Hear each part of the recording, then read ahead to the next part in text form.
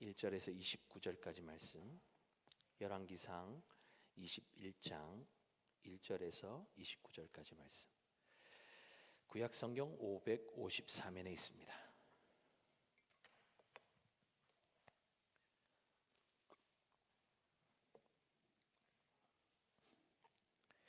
구약성경 553면 열왕기상 21장 1절에서 29절, 한 절씩 교독하도록 하겠습니다. 그 후에 이 일이 있으니라. 이스라엘 사람 나봇에게 이스라엘 포도원이 있어 사마리아의 왕 아합의 왕궁에서 가깝더니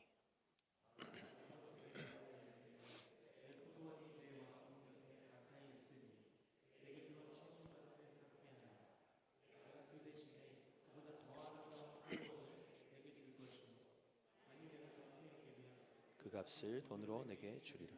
나봇이 아합에게 말하되 내 조상의 유산을 왕에게 주기를 여호와께서 금하실지로다 하니,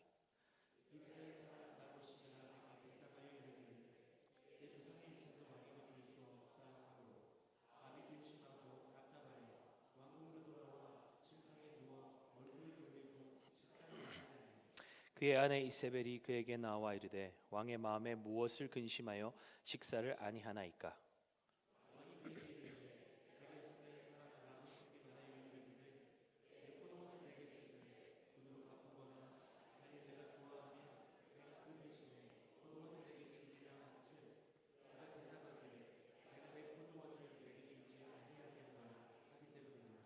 그의 아내 이세벨이 그에게 이르되 왕이 지금 이스라엘 나라를 다스리시나이까?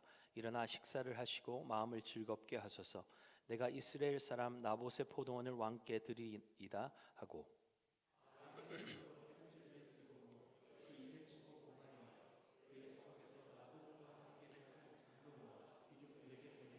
그 편지 사연에 이르기를 금식을 선포하고 나봇을 백성 가운데 높이 앉힌 후에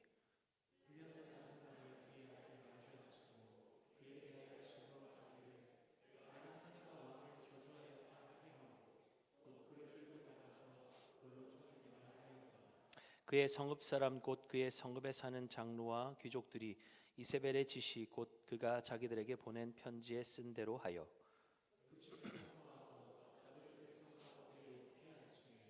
때 불량자 두 사람이 들어와 그의 앞에 앉고 백성 앞에서 나봇에게 대하여 증언을 하여 이르기를 나봇이 하나님과 왕을 저주하였다 하매 우리가 그를 성읍 밖으로 끌고 나가서 돌로 쳐 죽이고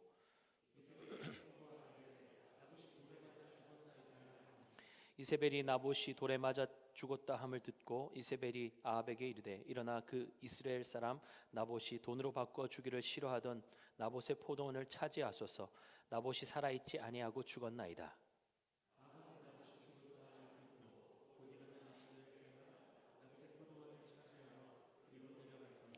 여호와의 말씀이 디셉 사람 엘리야에게 임하여 이르시되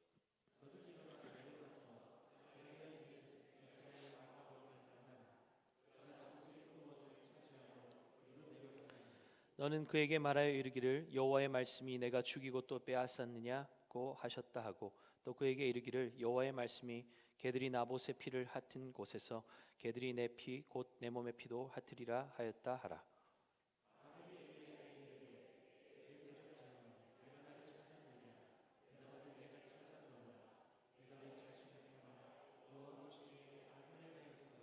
여호와의 말씀이 내가 재앙을 내게 내려 너를 쓸어버리되 내게 속한 남자는 이스라엘 사람 가운데 매인자나 노인자를 다 멸할 것이요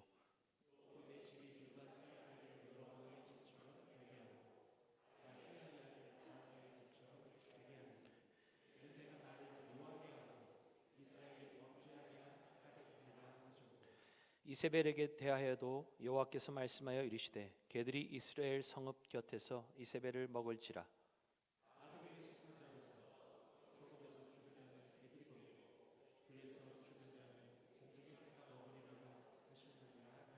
예로부터 아합과 같이 그 자신을 팔아 여호와 앞에서 악을 행한 자가 없음은 그를 그의 아내 이세벨이 충동하였음이라.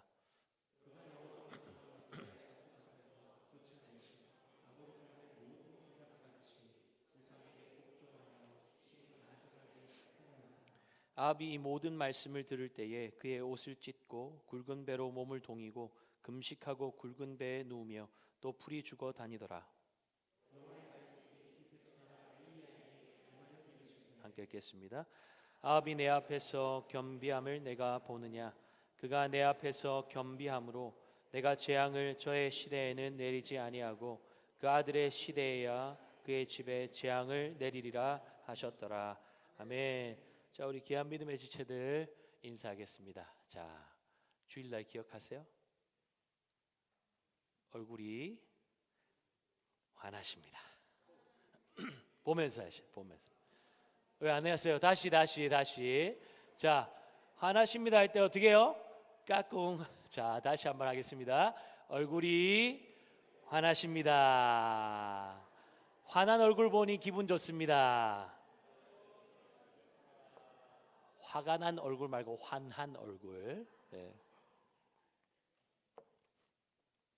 귀한 믿음의 지체들과 함께 예배드리게 돼서 너무 좋습니다. 우리가 구미 땅을 위해서 기도할 때 여러분 무슨 생각하셨어요? 어떤 생각하셨어요? 구미 땅을 위해서 우리가 기도할 때 하나님이 어떻게 지금 구미 땅을 변화시켜 가고 계신지 여러분 머릿속에 그려지십니까? 아멘. 3분의 1 정도. 아멘. 여러분 기대하세요. 꿈꾸세요. 어떤 도시는 계속 감소된다고 하는데 우리는 조금씩이라도 올라가고 있어요. 근데 그게 아무렇지 않은 변화가 아닙니다. 아무렇지 않은 변화가 아니고 기도하면 그냥 우연히 보이지 않아요. 여러분 우리 저쪽에 우리 고깃집 가는 길에 보면 무슨 선녀 있었잖아요. 기도했죠? 어떻게 됐어요? 없어졌잖아요. 오늘 커피로 바뀌었어요. 그러니까 그 작은 변화들 별것 아닌 것 같지만 기도할 때 하나님의 역사를 보게 되는 것입니다. 뭐 옛날에는 뭐 바로 앞에 지금 네일샵인데 거기 뭐 점집 생기고 그랬다면서요.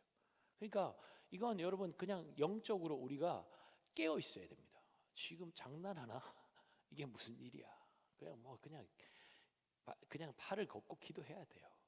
이 땅 가운데 교회 사방백리 안에 복음 듣지 못해서 기진한 영혼 없도록 우리가 기도하고 있잖아요. 그냥 먹는 것만 퍼주는 게 능사가 아닙니다.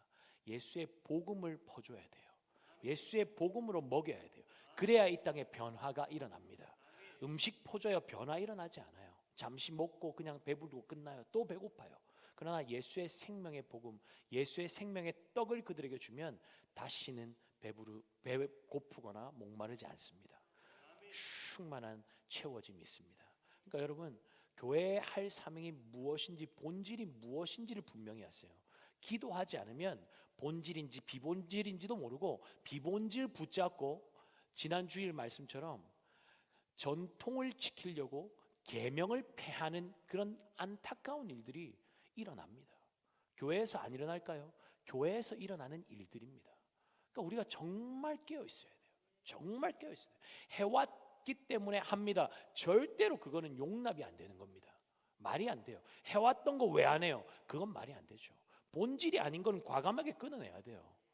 비본질 가지고 본질인 것처럼 거짓으로 둔갑해서 우리 삶 가운데 깊이 파고드는 게 얼마나 많습니까? 분별하셔야 돼요. 우둔하면 분별을 못합니다. 그거에 목숨 걸어요. 그것 때문에 싸워요. 그것 때문에 교회가 나눠져요. 얼마나 안타깝습니까? 사단에 그냥 장난질에 놀아나는 거예요. 깨어 기도해야 합니다. 깨어 기도해야 속지 않아요. 깨어 기도해야 별것 아닌 문제 가지고 막 상처받고 한번 내가 두고 봐라 이러면서 싸우지 않아요. 깨어 있어야 합니다. 깨어 있는 주의 백성들 되시기를 예수님의 이름으로 축복합니다. 이 자리에 있는 모든 백성들, 주님의 사람들은 오늘 기도하면서 잠들어 있다면 깨어나는 역사가 일어나게 될 줄 믿습니다. 이 말씀을 왜 준비했는지 모르겠어요. 근데 분명히 하나님께서 우리에게 말씀하실 것이 있다고 확신합니다. 오늘 들어야 될 분들이 있고 또 이 말씀은 또 우리가 모두가 나에게 주시는 말씀으로 취해야 할 말씀인 줄 믿습니다.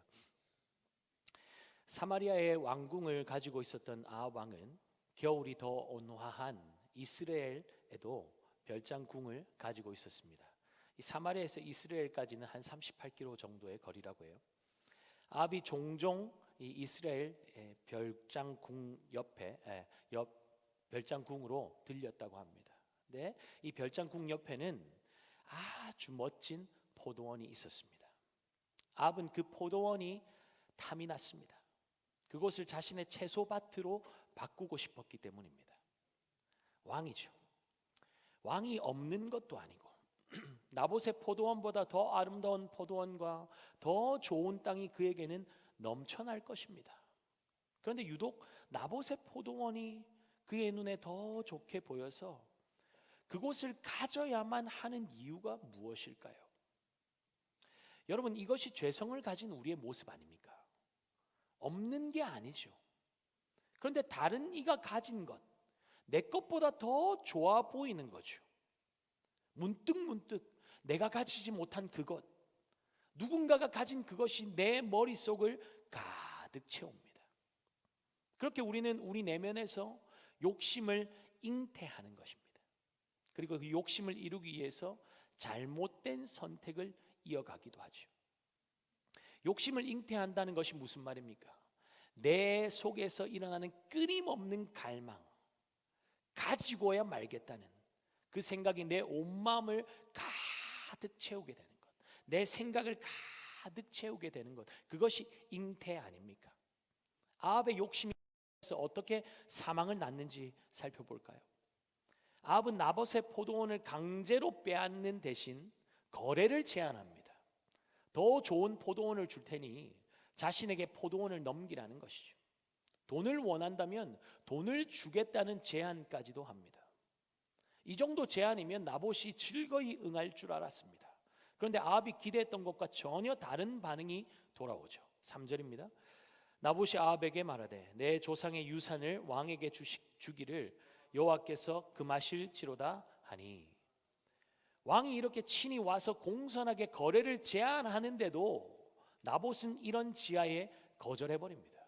괘씸합니다. 분해서 견딜 수가 없습니다. 감히 왕에게 어찌 이런 무례를 범할 수 있다는 말입니까? 그런데 나봇이 율법을 운운하고 있으니 어찌할 도리가 없습니다. 하나님께서 각 지파의 크기와 필요에 따라서 직접 지파별로 땅을 나누어 주셨기에 그 지파 자손 대대로 물려주는 땅은 개인적인 필요나 이득을 위해서 함부로 사고 팔 수 있는 것이 아니었습니다. 이스라엘의 토지는 근본적으로 하나님의 소유였기 때문입니다. 레위기 25장 23절 볼까요? 토지를 영영히 팔지 말 것은 토지는 다 내 것임이라.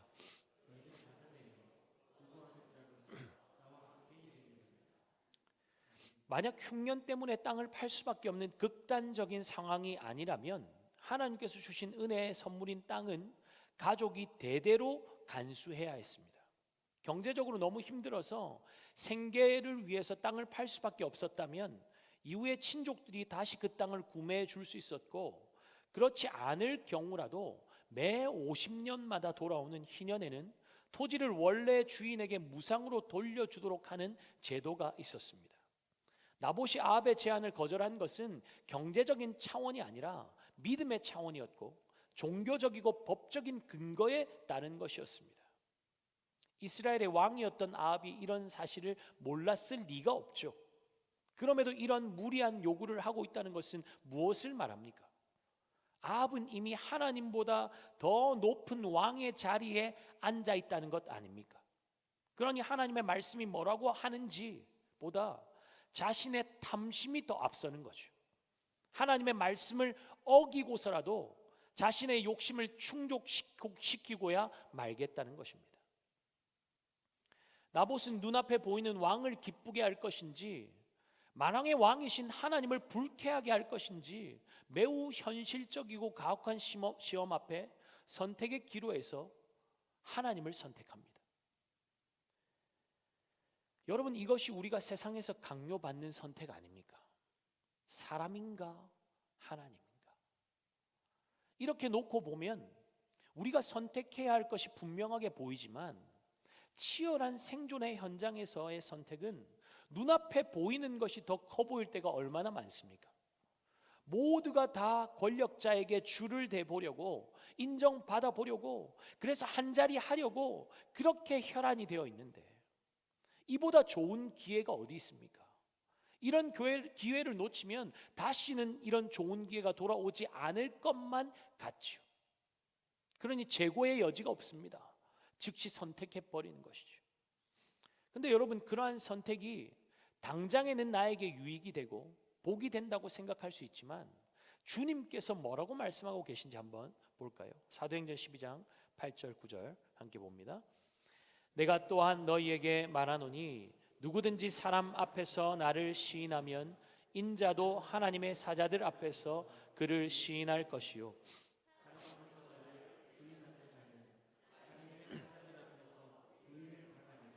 아멘.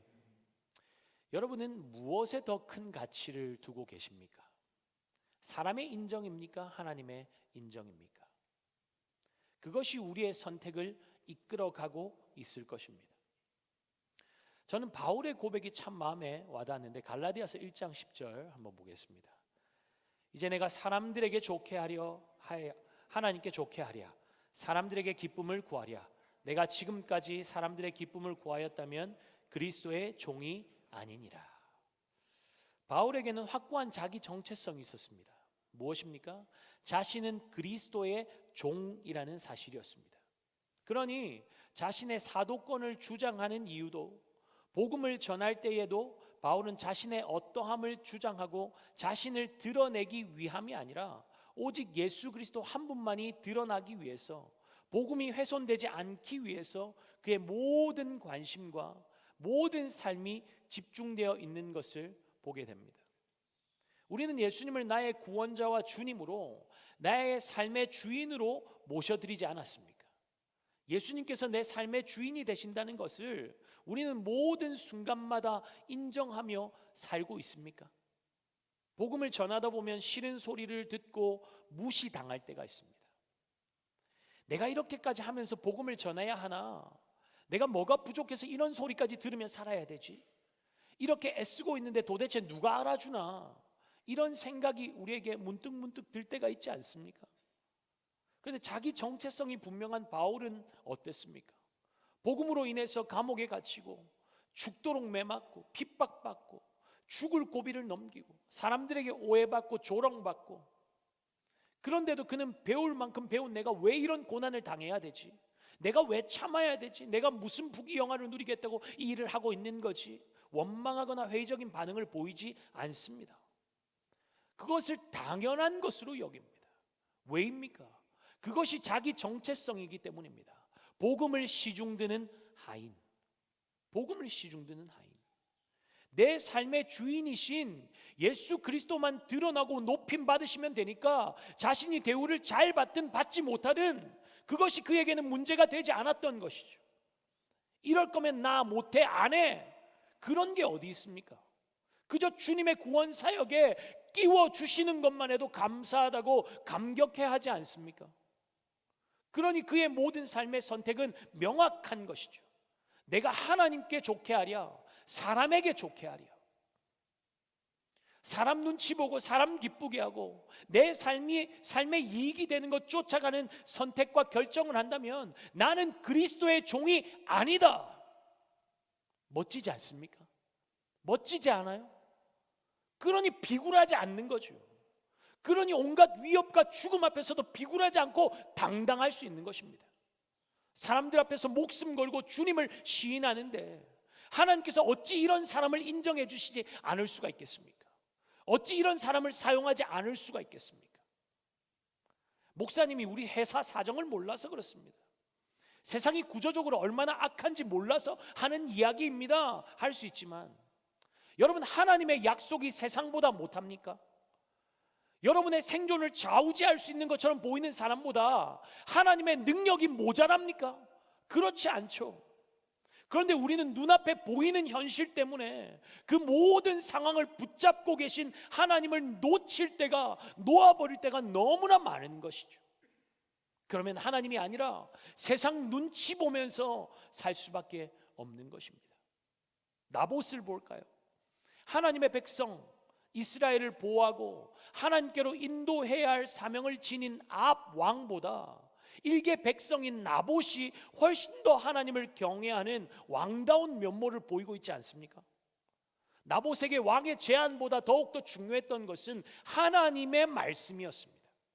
그러니 최고 권력자인 아합의 권세에도 굴복하지 않고 더 좋은 땅, 경제적인 이익을 주겠다는 유혹에도 넘어가지 않는 것이죠. 경제적인 손실도 손실이지만 자신과 가문이 멸망할 수도 있는 일입니다. 그럼에도 타협이 없죠. 왜입니까? 나봇에게 하나님보다 더 높은 왕은 없었기 때문입니다. 그의 인정은 오직 하나님 한 분께만 있었기 때문입니다. 하나님의 백성들이 이것이 없으니까 세상을 두려워하며 떠는 것 아닙니까? 혹시나 이것 안 따라가면 불이익 당할까 봐, 손해 볼까 봐, 못 살게 될까 봐. 그러니까 세상 사람들이 하는 말이 네 하나님이 도대체 어디 있냐 하는 것 아닙니까? 왕의 권력과 재력으로 무엇이든지 할 수 있다고 생각했지만 하나님을 경외하는 사람 나봇에게 한 방 먹고 거절당하자 아합은 알아 누워버렸습니다. 부끄러워서 그런 것이 아닙니다. 욕망하던 것을 갖지 못하게 되자 더 안달나고 마음이 상해서 그런 것이죠. 그의 마음은 온통 가지지 못한 나봇의 포도밭으로 가득 차 있습니다. 여러분들의 마음의 생각에 무엇이 가득 차 있습니까? 그거 샀어야 되는데 그백 웃는 분들이 계시네. 온통 가지지 못한 것으로 채워지고 있으니까 그렇게 욕심이 잉태되고 있는 것이지요. 4절 5절 함께 보겠습니다. 이스라엘 사람 나봇이 아합에게 대답하여 이르기를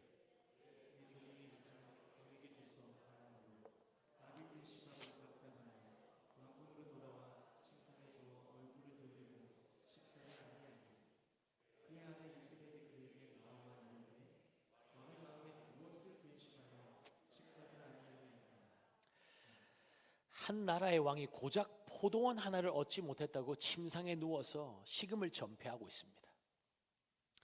집에 장난감이 가득 쌓여 있는데 장난감 안 사준다고 울며 떼를 쓰며 시위하는 어린아이와 다를 바가 무엇이 있습니까? 여러분, 이것이 탐욕의 노예가 되어 살아가는 인간의 적나라한 자화상 아닙니까? 우리는 무엇 때문에 근심하고 있습니까? 하나님의 나라와 영광 위에 살지 못하는 것 때문에 가슴 치고 있습니까? 아니면 내가 원하는 그것을 채우지 못해서, 갖지 못해서 그것 때문에 가슴 아파하고 있습니까? 혹시 근심이 아니라 회개해야 할 일인데 근심하고 있는 것은 아닙니까? 한심한 어른아이 아합을 위로하기 위해서 이세벨이 침상 곁으로 오자 아합은 엄마에게 고자질하듯이 나봇의 잘못을 일러 바치고 있죠. 6절입니다.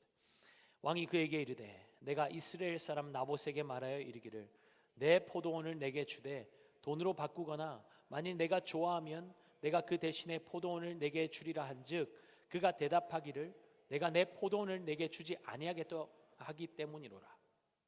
여러분, 이 설명이 맞는 설명입니까? 자신에게 불리한 내용은 쏙 빼버리고 자신의 정당함, 속상함만 말하고 있는 거죠.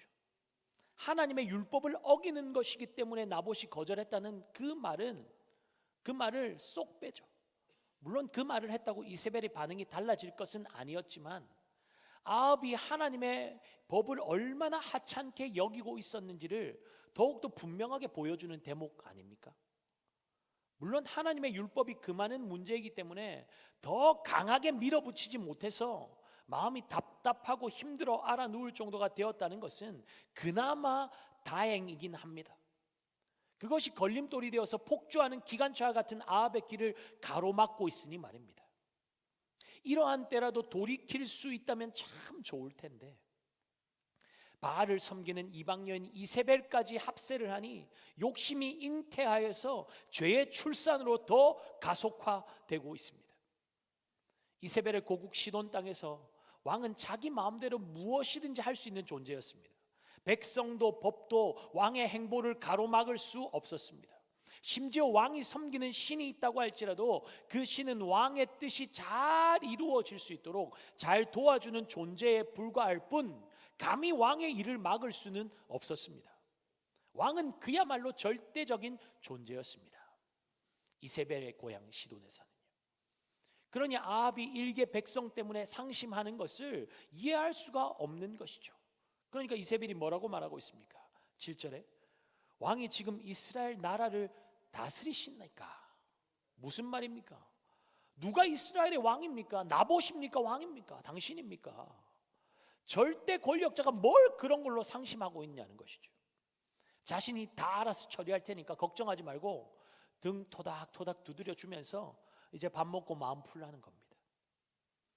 이세벨은 아합 왕의 이름으로 밀서를 써서 자신의 계획을 단숨에 실행에 옮깁니다. 8절에서 10절 함께 보겠습니다. 아합의 이름으로 편지들을 쓰고 그 인을 치고 봉하여 그의 성읍에서 나봇과 함께 사는 장로와 귀족들에게 보내니 그 편지 사연에 이르기를 금식을 선포하고 나봇을 백성 가운데 높이 앉힌 후에 불량자 두 사람을 그의 앞에 마주 앉히고 그에게 대하여 증거하기를 내가 하나님과 왕을 저주하였다 하게 하고 곧 그를 끌고 나가서 돌로 쳐 죽이라 하였더라. 여러분, 금식을 선포하는 것은 전쟁이나 기근, 큰 재앙이 임했을 때 온 공동체가 함께 회개하기 위해서 모이는 특별한 목적을 가지고 있지 않습니까? 그런데 하나님 앞에 모이는 이 거룩한 모임을 이용해서 지금 이세벨은 무고한 사람을 죽이려고 하고 있는 것이죠. 나봇이 당한 거짓 증거는 무엇이었습니까? 하나님과 왕을 저주하였다는 것입니다. 이세벨은 나봇의 죄를 이스라엘 사회에서 가장 심각하고 치명적인 것으로 만들고 있습니다. 고대 사회에서 왕을 저주한 것은 하나님을 모독하는 것에 버금하는 죄였고, 하나님의 이름을 모독하는 것은 돌로 쳐 죽일 수 있는 중죄였습니다. 두 사람의 증인이 있어야만 사형 선고를 내릴 수 있기에 이세벨은 불량배 두 사람을 증인으로 세우도록 지시합니다. 이 편지를 받은 장로와 귀족들, 성의 지도자들 아닙니까? 성에 사는 백성들을 보호해야 할 책임이 있는 자들입니다. 왕은 말할 것도 없고요. 그런 그들이 이세벨의 명령을 받아서 그것이 하나님 앞에 얼마나 큰 죄악인 것을 알면서도 권력의 하수인 노릇을 하면서 무고한 생명을 죽음으로 몰아 넣은 것입니다. 이로써 아합은 자신의 손에 피를 묻히지 않고서 합법을 가장한 사악한 방법으로 나봇의 포도원을 차지하게 됩니다. 욕심이 잉태하여 죄를 낳고 죄가 장성한즉 사망을 낳느니라.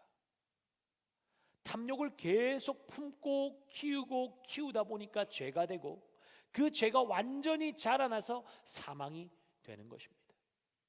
죄는 통제받지 않는 탐욕에서 나옵니다. 자기 중심적인 사고, 지나친 소유욕, 무절제한 방종, 무엇보다 하나님을 두려워하지 않는 영적인 무감각이 이런 끔찍한 죄의 결과인 죽음을 만들어내는 것이죠. 나봇의 거절은 아합이 하나님께로 돌이킬 기회 아니었습니까?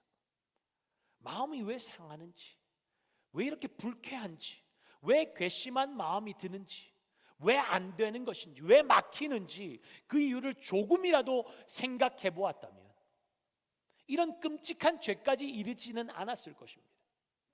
하나님께서 왜 방관하셨나?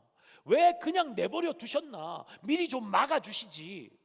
이런 핑계를 댈 수 있지만 하나님은 항상 욕심이 죄로 실행될 때 들키게 하시고 드러나게 하십니다. 나봇에게 부끄럼 당한 것처럼 말입니다. 방관하지 않으셨어요. 나봇의 그 말을 통해서 돌이킬 기회를 주셨단 말입니다. 그럼에도 다시 돌이킬 모든 신호들을 무시해버리고 거부해버리면 영적으로 점점 더 둔감해지고 하나님 앞에 이것이 얼마나 큰 죄악인지 인식하지도 못한 채 죄의 욕심에 사로잡혀서 마귀의 하수인이 되어서 하나님을 대적하는 자리에 서게 되는 것입니다. 죄가 쌓이고 쌓이니까 그 마음이 완악해져서 딱딱하게 굳어져서 하나님을 두려워하지 않는 둔감한 상태가 되어버리는 것이죠. 야고보는 그것을 죄가 장성한다라고 표현하고 있습니다. 그러면 그의 삶의 결론은 사망과 저주뿐인 것이죠. 사랑하는 여러분, 야고보는 믿음이 없는 사람들을 향해서 편지를 쓴 것이 아닙니다. 믿음의 공동체를 향하여서 욕심이 잉태한즉 죄를 낳고 죄가 장성한즉 사망을 낳느니라, 이 메시지를 던지고 있습니다. 무슨 말입니까? 믿음 생활 잘 하다가도 영적인 사망에 이를 수 있다는 거예요. 그러니 하나님 앞에 깨어있는 삶이 얼마나 중요하겠습니까? 욕심을 방치하면 안 됩니다. 하고 싶다고 다 하면 안 됩니다. 내 권리인데 하면서 내 권리를 주장하면서 하고 싶은 거 다 하면 안 된다는 거예요. 부모들이 자녀들을 사랑하지만 어린 자녀들이 오토바이 타고 싶다고 오토바이 타라고 합니까? 사자 키우고 싶다고 사자 키우라고 합니까? 때를 쓴다고 들어줍니까? 당연히 안 들어주죠. 사랑하지 않기 때문입니까? 사랑하니까 들어줄 수가 없는 것입니다. 사랑하니까 아무거나 원한다고 다 줄 수가 없는 것입니다. 우리를 향한 하나님 아버지의 마음도 동일하지 않을까요? 안 줄 때는 이유가 있는 것입니다. 안 줄 때는 이유가 있는 거예요. 때로는 기다리기도 해야 하는 것입니다. 기다려도 안 주면 화가 날 수 있죠. 왜 안 주시냐고 하나님께 따질 수 있습니다. 그것이 자녀의 특권 아닙니까? 따져도 돼요. 자녀의 특권이니까. 그죠? 그런데 거기서 실수가 없으신 하나님의 완전하신 뜻을 기다릴 거냐, 아니면 인간적인 방법을 동원해서 내가 원하는 것을 쟁취해낼 거냐, 이건 우리의 선택에 달려 있습니다. 여러분, 한 번에 발걸음이 쌓이고 쌓이면 그곳에 길이 나지 않습니까? 한 번 걸어가고 두 번 걸어가고 세 번 걸으면 거기 길이 생기는 거예요. 어떤 길을 낼 거냐는 우리가 어떤 길로 발걸음을 옮길 거냐에 달려 있습니다. 한 번 내 방법으로 하기 시작하면 인간적인 방법이 내 삶에 길을 내겠죠. 그렇게 길이 나면 익숙하고 편한 길로 가게 되어 있습니다. 가본 길로 다녀요, 우리는. 그죠? 익숙한 길로 다니잖아요. 편한 길로 다니잖아요. 어떤 길을 낼 거냐? 하나님의 때를 기다리는 것이 쉽지 않지만 그래도 신뢰하며 기다리고 또 기다리다 보면 하나님이 오라고 하시는 길로 가는 것이 익숙해지게 되는 것이죠. 그것이 믿음의 삶 아닙니까? 온갖 인간적인 수단과 방법이 총동원된 야곱의 삶이 어땠습니까? 끊임없이 속이고 빼앗고 쟁취하는 삶 아닙니까? 야곱의 삶을 생각해 보면 그야말로 투쟁적인 삶입니다. 투쟁의 삶이에요. 데모 많이 하던 시절, 체류탄 가스의 매캐한 연기 속에서 늘 머리에 하얀 띠를 두르고 투쟁을 외쳤던 사람들은 어려운 일만 생기면 머리에 띠를 두르고 화염병을 들고 길거리로 나갈 것입니다. 왜죠? 거기로 길이 나 있기 때문이에요. 인생의 문제를 만났을 때 여러분은 어떤 길로 가십니까? 왜 그 길을 선택한다고 생각하십니까? 어쩔 수 없는 선택입니까? 그렇지 않습니다. 내가 거기에 길을 내두었기 때문입니다. 싸워서 쟁취하는 야곱의 투쟁적인 삶이 언제 끝이 납니까? 하나님의 치심으로 끝이 나죠. 맞기 전에 정신 차리자, 그게 아닙니다. 야곱이 더 이상 자신을 의지할 수 없도록 그 삶의 인간적인 모든 방법을 치고 꺾으시니까 야곱은 절뚝거리면서 그의 걸음을 지팡이에 의지하는 삶을 살게 된 것입니다. 이제 그는 걸음을 옮길 때마다 무엇을 기억하게 될까요? 나는 이제 하나님만 의지하며 사는 인생이구나. 그렇게 지팡이에 몸을 의탁하듯이 그의 투쟁적인 삶을 내려놓고 하나님께 자신의 삶을 맡겨드리며 하나님께서 이끄시는 길로 나아가는 믿음의 삶을 살도록 하나님께서 그를 이끌어 주신 것입니다. 야곱의 삶 숨가쁘지 않았습니까? 하나님께서 그를 그렇게 투쟁적으로 살아가도록 몰아 넣으신 것입니까? 그렇지 않죠. 자신이 그렇게 길을 낸 것입니다. 여러분, 우리의 삶도 마찬가지입니다. 어떤 길로 걸음을 옮길 것인가? 그것은 우리의 선택에 달려 있는 것입니다. 혹시 내 삶이 왜 이렇게 숨가쁘지? 왜 이렇게 여유가 없고 왜 기쁨도 없고 만족도 없지? 어디로 길을 내두었는지 한번 살펴보십시오. 어디로 길이 나 있는지 한번 살펴보십시오. 하나님께로 가는 길입니까? 아니면 내가 쟁취하는 삶으로 가는 길입니까? 하나님이 이끄시는 길에는 평안함이 있고 쉼이 있고 만족이 있는 줄 믿습니다. 하나님께로 가는 길을 내십시오. 이미 주님께서 열어주셨습니다. 욕심이 잉태한 즉 죄를 낳고 죄가 장성한 즉 사망을 낳느니라. 내 욕심을 방치해두면 죄로 인한 죽음의 역사가 시작되는 것이고, 주님이 이끄시는 길로 돌이키면 생명의 역사가 시작되는 것을 믿으시기 바랍니다. 아합의 욕심은 무고한 생명을 죽였습니다. 나봇이 죽었다는 소식을 듣고 아합은 아무런 죄의식도 없이 포도원을 차지하기 위해서 나봇의 포도원으로 내려갑니다. 자신이 나봇의 죽음에 직접 관여해서 손에 피를 묻히지는 않았지만 아합은 이 악한 사건과 결코 무관하지 않습니다. 오히려 이 모든 악행을 암묵적으로 동의하면서 거기서 나오는 이익을 취한 장본인입니다.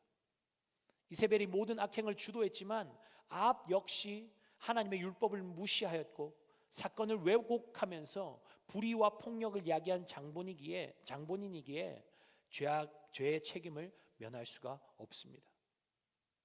이 사건은 시대의 총체적인 부패와 불의를 보여주는 사건입니다.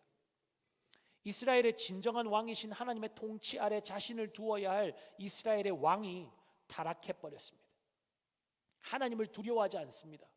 백성들을 하나님께로 인도하고 하나님의 백성을 보호해야 할 왕이 자신의 욕심을 채우기 위해서 하나님의 백성을 죽여버립니다. 그의 삶에 하나님은 보이지 않습니다.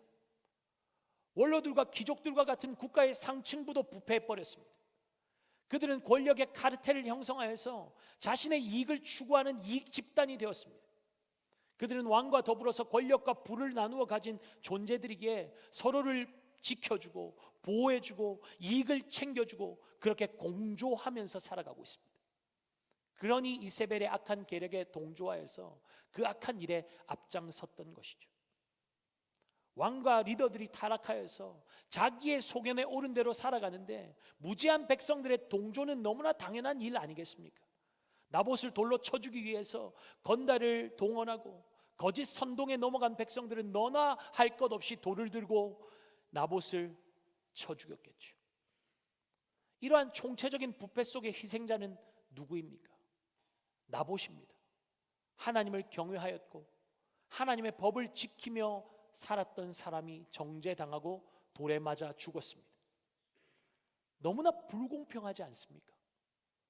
바알과 아세라 우상이 판을 치고 권력자와 사회 지도층과 재벌들이 담합하고 무지한 백성들은 그들이 주는 떡고물을 받아 먹으면서 그들이 원하는 대로 따르는 이러한 상황 속에서 홀로 하나님의 법을 지키며 산다는 것은 목숨을 걸어야 하는 일이 되었습니다. 이것이 우리가 세상에서 맞이하는 현실이죠.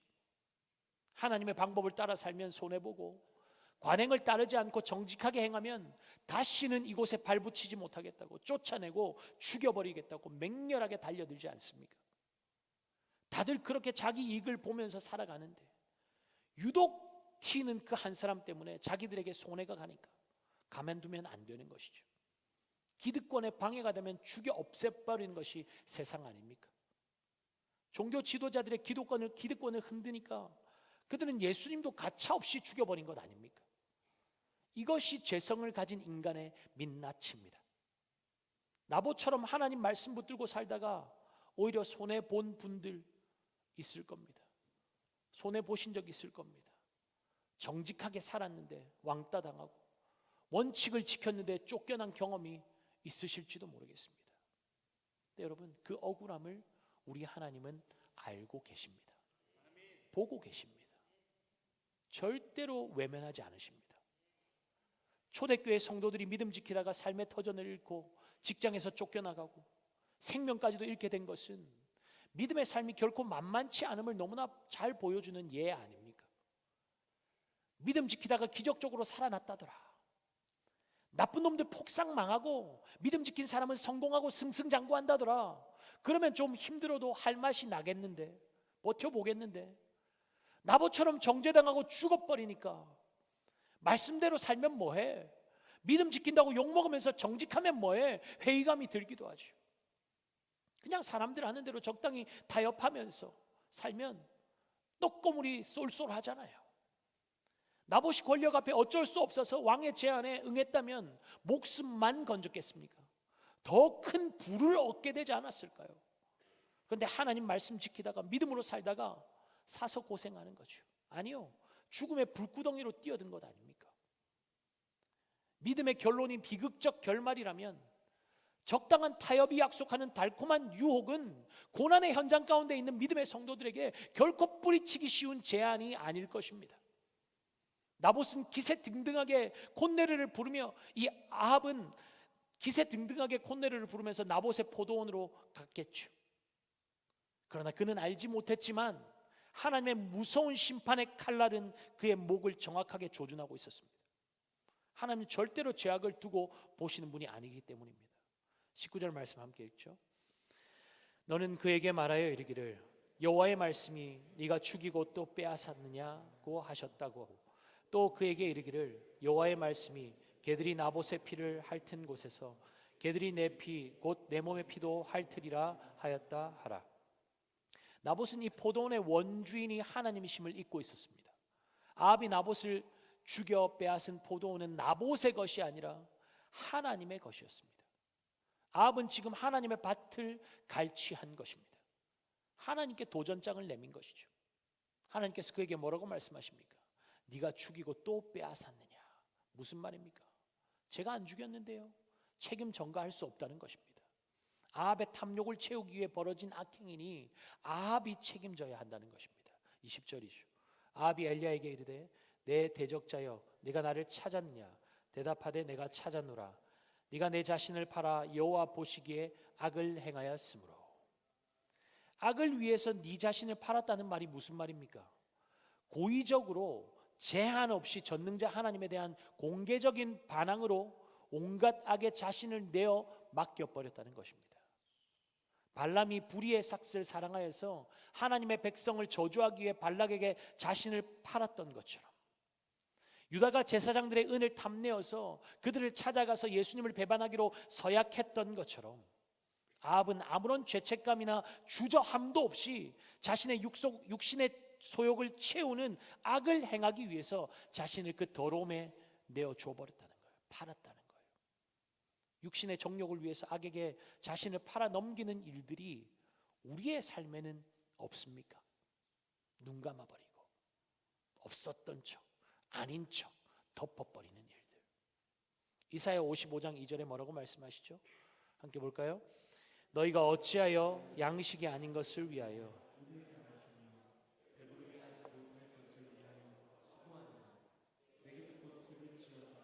그리하면 너희가 좋은 것을 먹을 것이며 너희 자신들이 기름진 것으로 즐거움을 얻으리라.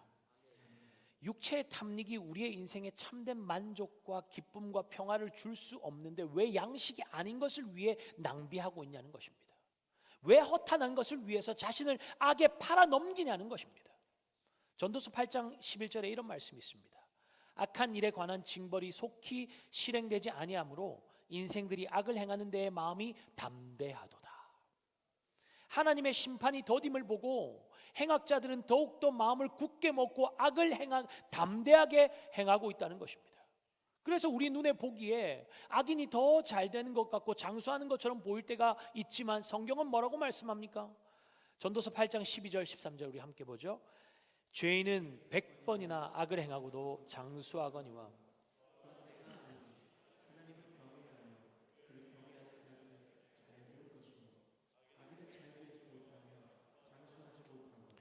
그날이 그림자와 같으리니 이는 하나님을 경외하지 아니함이니라. 아멘. 결국에는 하나님을 경외하는 자들이 잘 된다고 말씀합니다. 반면 악인은 잘 되지 못하고 장수하지도 못하여서 그림자와 같은 삶을 살게 된다고 말씀하시죠.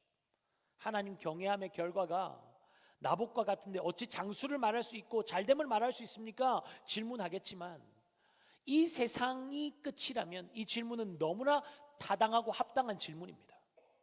그렇지만 나봇은 죽음으로 그 삶이 실패했다고 말할 수 없는 이유가 무엇입니까?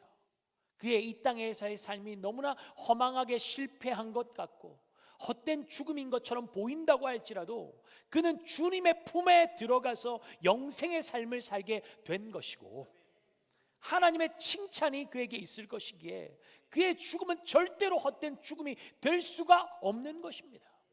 반면에 하나님을 경외하지 않는 자가 이 땅에서 오래 산다고 한들 그것이 참된 복이라고 말할 수 없는 이유는 무엇입니까? 하나님 경외함 없이 장수하다가 이 땅을 떠나면 그들은 둘째 사망으로 들어가서 영원히 고통 당하게 될 것이니 결국 승리자는 어떤 사람이라는 것입니까? 이 땅에서 하루하루 순간순간 하나님을 경외하면서 사는 사람이 최후 승리를 얻는 사람인 것이라는 말입니다. 우리 하나님은 죄에 대해서 반드시 보응하시는 공의의 하나님이십니다. 아합의 악행은 비밀리에 행해졌지만 하나님은 그 악을 보고 계셨고 그의 악행에 대한 보응으로 아합 집안의 멸망을 선언하십니다. 엘리야가 전해주는 심판의 메시지를 듣고 아합이 어떤 반응을 보이고 있습니까? 27절입니다. 함께 봅니다. 아합이 모든 말씀을 들을 때에 그의 옷을 찢고 굵은 배로 몸을 동이고 금식하고 굵은 배에 누우며 또 풀이 죽어 다니더라. 여러분, 아합은 하나님을 경외하지 않는 왕입니다. 자신의 탐욕을 위해서 죽이고 자신을 악에 팔아 넘기는 것도 불사하는 사람입니다. 그런데 심판의 메시지 앞에 그가 회개함으로 반응하고 있습니다. 하나님을 두려워하기 시작한 것이죠. 29절입니다. 아합이 내 앞에서 겸비함을 네가 보느냐? 그가 내 앞에서 겸비함으로 내가 재앙을 저의 시대에는 내리지 아니하고 그 아들의 시대에야 그의 집에 재앙을 내리리라 하셨더라. 아멘. 아합이 회개함으로 하나님 앞에 겸비하자 하나님은 그에게 은혜를 베풀어 주시고 심판을 유예하시기까지 합니다. 어찌 이런 일이 일어날 수 있습니까? 아합의 죄악을 생각하면 그를 향한 하나님의 자비가 이해되지 않습니다. 그는 하나님의 자비를 받을 자격이 없는 사람입니다. 갈멜산에서도 하나님의 살아계심의 증거를 보고서도 그는 회개하지 않았죠. 아람과의 싸움에서도 두 번이나 기적 같은 승리를 하나님께서 주셨음에도 불구하고 그는 하나님의 말씀에 순종하지 않고 불순종하며 아람 왕을 살려주었습니다. 죄 없는 나봇을 죽였고 포도원을 빼앗은 흉악한 죄인입니다. 그런 나쁜 인간을 어떻게 회개 한 번으로 용서하신다는 말입니까? 라고 질문할 수 있습니다. 우리는 하나님의 긍휼이 때로는 공평하지 않게 느껴지기도 합니다. 어떻게 저런 인간을 용서하실 수가 있지? 어떻게 저런 인간을 용서하라는 말인가? 하나님의 자비를 인과응보의 관점으로 해석하면 이해가 안 되는 것이 당연합니다. 그러나 하나님의 자비를 볼 때 하나님의 궁극적인 뜻은 무엇인가? 하나님께서 원하시는 것은 무엇인가? 그것을 우리가 볼 수 있다면 우리의 삶 자체가 얼마나 큰 은혜인지 알게 될 것이고 이 세상을 향한 하나님의 마음도 이해하게 될 것입니다. 여러분, 우리는 아합과 다릅니까? 우리도 주님 앞에 그 진노받아 마땅한 자들 아니었습니까? 예레미야가 3장 22절에서 예레미야는 하나님의 성품을 이렇게 노래하고 있습니다. 여호와의 자비와 긍휼이 무궁하심으로 우리가 진멸되지 아니함이니이다. 한 번 더 읽을까요? 여호와의 자비와 긍휼이 무궁하심으로 우리가 진멸되지 아니함이니이다. 할렐루야. 진노받아 마땅한 우리를 향한 하나님의 그 긍휼의 성품이 우리를 살게 하는 것 아닙니까? 에스겔 18장 23절은 뭐라고 말씀하고 있죠? 주 여호와의 말씀이니라. 내가 어찌 악인이 죽는 것을 조금인들 기뻐하랴. 그가 돌이켜 그 길에서 떠나 사는 것을 어찌 기뻐하지 아니하겠느냐. 여러분, 이것이 우리 아버지 하나님의 마음입니다. 진노 중에도 긍휼을 기억하시고 돌이키면 어떻게든 살려주시는 분, 그분이 바로 우리 하나님입니다. 하나님의 징벌의 목적은 멸망이 아니라 구원입니다. 우리는 하나님을 두려워하지 않는 시대를 살고 있습니다. 그래서 자신의 무한 욕망을 채우기 위해서 극단적으로 달려가죠. 자신의 이익에 조금이라도 해가 되면 하나님을 대적하는 자리에 겁도 없이 섭니다. 끊임없이 대적하는 세대를 향해서 하나님의 진노의 칼날이 드리워져 있다는 것을 우리는 기억해야 합니다. 우리는 이 세상의 끝이 무엇인지 정확하게 알고 있습니다. 그러나 욕망의 눈이 먼 세상은 하나님의 진노의 칼날을 보지 못합니다. 끝을 아는 자의 사명은 무엇입니까? 빨리 저 악한 자들을 멸하여 주옵소서 비는 것이 아닙니다. 예수님께서 하신 것처럼 아버지, 저들은 자기들이 하는 일이 무엇인지 알지 못합니다. 저들을 용서하여 주시옵소서. 저들의 죄를 용서하여 주시옵소서. 그들의 죄악을 우리가 끌어안고 회개의 자리에 서는 것입니다. 그것이 우리 주님께서 보여주신 사랑 아닙니까? 이 세상을 향한 아버지의 마음이 어떠한지를 예수님은 너무나 잘 아셨기에 묵묵히 저주의 십자가를 지신 것입니다. 악인이 돌이켜 사는 것을 우리 아버지 하나님은 기뻐하십니다. 우리를 통해 그들이 예수의 생명으로 사는 것을 보기를 원하십니다. 그 아버지의 마음이 저와 여러분의 심령에도 새겨지는 은혜가 있기를 예수님의 이름으로 축복합니다. 이번 행복 나눔 축제가 이 잃어버린 영혼들을 찾아내어 살리기를 원하시는 간절한 아버지의 마음이 우리의 심령에 이식되는 귀하고 복된 시간이 되기를 바랍니다. 사랑받은 자녀만이 그 사랑을 나눌 수 있죠. 충만한 사랑으로 우리를 끌어안으시는 그 사랑, 이 밤에 충만하게 경험하여서 그 사랑을 나누고 베풀고 흘려보내고 회복시키고 살리는 데 쓰임받는 저와 여러분의 삶이 될 수 있기를 예수님의 이름으로 축복합니다. 우리 다 함께 자리에